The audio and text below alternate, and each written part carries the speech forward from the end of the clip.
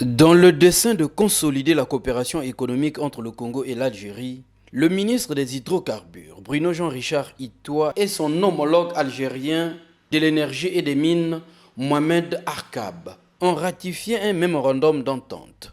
À travers cet accord, les deux pays s'engagent à développer la collaboration dans le domaine des hydrocarbures. Fructifier cette relation. Nous voulons passer à un autre niveau de coopération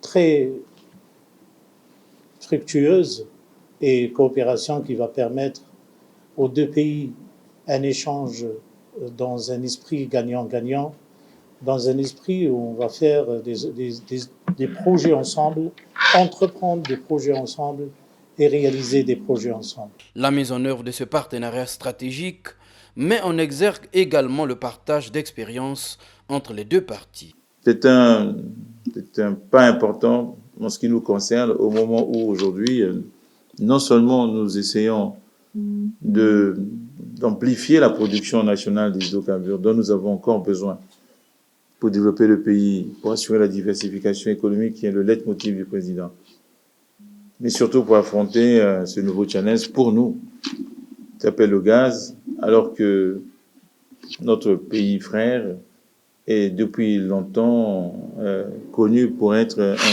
un des géants dans le domaine du gaz.